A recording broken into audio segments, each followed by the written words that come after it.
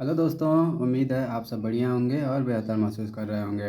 हम लोग पढ़ रहे हैं D El Ed third semester lesson plan और आज हम लोग देखेंगे D El Ed third semester lesson plan में लेसन प्लान नंबर 4 जिसको पाठ योजना संख्या 4 भी कहेंगे। ठीक है, तो इंग्लिश में लेसन प्लान और हिंदी में पाठ योजना लिखते हैं। तो हम हिंदी में अपना पाठ योजना बनाया है, तो पाठ योजना संख्या 4 लिखे हैं। इसके पहले वाले वीडियो में हमने पाठ योजना संख्या 3 तक बता दिया है। तो आइए आज हम लोग पाठ योजना संख्या 4 के बारे में पढ़ते हैं और समझते हैं। सबसे पहले हम ऊपर पाठ योजना संख्या 4 लिखेंगे, फिर कॉलम बनाएंगे और एक तरफ दिनांक, दूसरी तरफ कक्षा, फिर विषय, फिर कालांश और फिर अवधि लिखेंगे।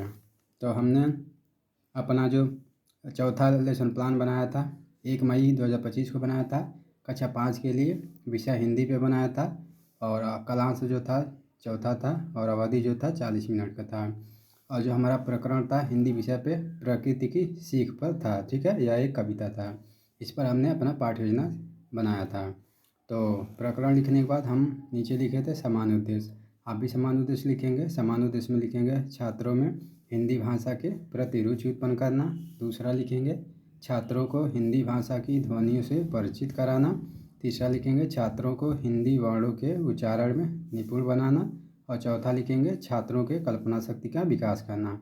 इस तरह से प्रकरण लिखने के बाद समान उद्देश्य लिख देंगे। समान उद्देश्य लिखने के बाद हम आएंगे विशेष उद्देश्य पे। हम विशेष उद्देश्य लिखेंगे। तो विशेष उद्देश्य में पहला उद्देश्य हमारा हो जाएगा ज्ञानात्मक उद्देश्य। ज्ञानात्मक उद्देश्य में लिखेंगे छात्रों को प्रकृति के बारे में ज्ञान प्रदान करना। ठीक है ना, यानी कि प्रकृति क्या है उसके बारे में जानकारी देना।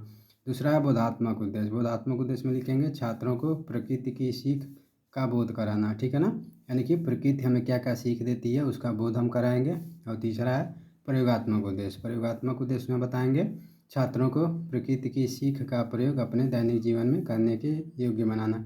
यानी कि प्रकृति हमें कौन कौन सी सीख देती है जिसका उपयोग हम अपने दैनिक जीवन में कर सकते हैं, प्रयोगात्मक उद्देश्य में लिखेंगे।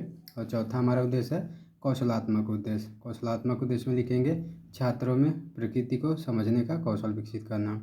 ठीक है, इस तरह से हमारा समान उद्देश्य के बाद विशेष उद्देश्य भी हो जाएगा। उसके बाद हम लोग सहायक सामग्री के बारे में लिखेंगे। तो सहायक सामग्री में लिखेंगे चाक, डस्टर, पॉइंटर तथा अन्य शिक्षणोपयोगी वस्तुएं। सहायक सामग्री लिखने के बाद हम लिखेंगे पूर्व ज्ञान। पूर्व ज्ञान में लिखेंगे बच्चे प्रकृति के बारे में सामान्य जानकारी रखते हैं। ठीक है, तो पूर्व ज्ञान लिखने के बाद हम आएंगे प्रस्तावना प्रश्न पे। तो आइए देखते हैं प्रस्तावना प्रश्न कैसे निकलेगा।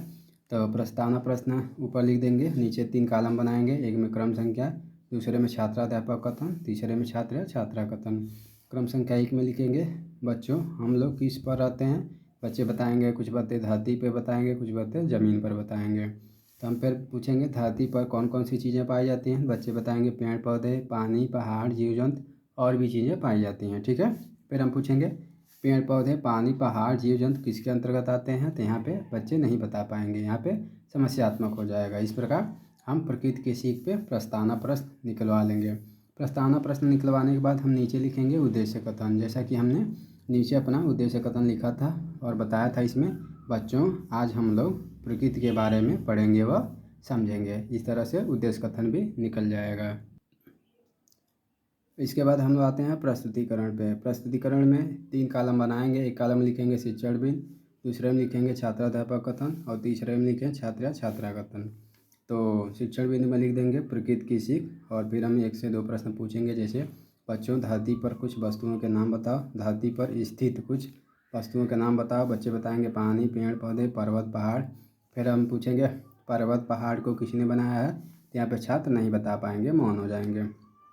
फिर हम अपना प्रस्तुतिकरण शुरू कर देंगे। तो प्रस्तुतिकरण में बताएंगे बच्चों जब हम प्रस्तुतिकरण करेंगे तो बच्चे यानी छात्र या छात्रा ध्यानपूर्वक सुनेंगे।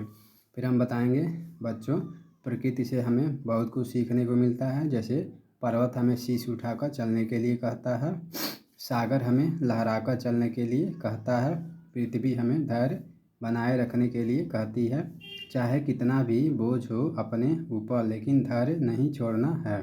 ठीक है, आकाश हमें इतने बड़े होने की बात करता है जिससे संसार में हमारा नाम हो जाए। अतः हमें प्रकृति से सीखते रहना चाहिए। ठीक है, इस तरह से हम अपना प्रस्तुतिकरण बच्चों के सामने दे देंगे। प्रस्तुतिकरण देने के बाद हम कुछ मूल्यांकन प्रश्न भी पूछ लेंगे। जैसे पर्वत हमें कौन कौन सी सीख देता है। शीश उठाकर चलना, सागर हमें कौन सी सीख देता है? लहरा कर चलना। पृथ्वी हमें कौन सी सीख देता है? धैर्य बनाए रखना। ठीक है, यह तो हमने प्रस्तुतिकरण हिंदी में समझाया, लेकिन यह प्रकृति की सीख कविता है। पहले हम बच्चों को कविता सुनाएंगे, फिर हम उसका अर्थ बताएंगे। ठीक है, प्रस्तुतिकरण में। उसके बाद हम मूल्यांकन प्रश्न पूछेंगे। मूल्यांकन प्रश्न पूछने के बाद हम नीचे आएंगे बोधात्मक प्रश्न पे।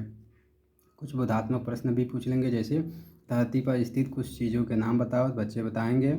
और पूछेंगे आकाश हमें कौन सी बात सिखाता है, तो ये भी बच्चे बताएंगे।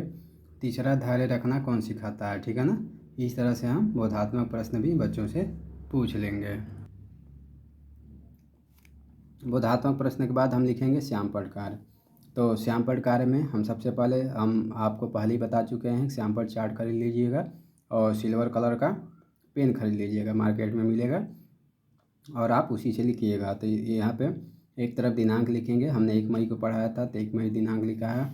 विषय हिंदी पढ़ाया था, विषय हिंदी लिखा है। टॉपिक हमारा था प्रकृति की सीख। ठीक है, प्रकृति की सीख एक कविता थी, तो हमने कविता लिखा था।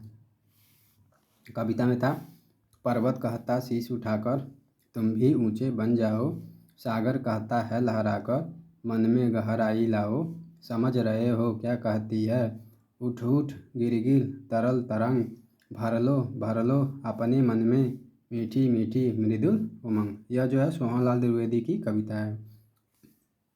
तो इसको आप पहले गीत के माध्यम से बच्चों को सुनाएंगे, फिर इसका प्रस्तुतिकरण हिंदी में देंगे, ताकि बच्चे अच्छे से कविता को समझ पाएँ। और फिर श्यामपट्ट कार्य के बाद हम निरीक्षण कार्य लिखेंगे। तो जब हम निरीक्षण कार्य में क्या लिखना है, तो छात्र जब श्यामपट्ट कार्य को अपनी कॉपी पर लिख रहे होंगे, तब छात्र अध्यापक कक्षा में घूम घूम कर निरीक्षण कार्य करेंगे। यानी कि जब बच्चों को हम श्यामपट्ट कार्य दिए रहेंगे, बच्चे लिख रहे होंगे, तब हम कक्षा में घूमेंगे और देखेंगे कौन सा बच्चा लिख रहा है और कौन सा बच्चा नहीं लिख रहा है। ठीक है, जहाँ किसी बच्चे को दिक्कत होगा उस बच्चे को हम समझाएंगे। फिर हम गृह कार्य देंगे।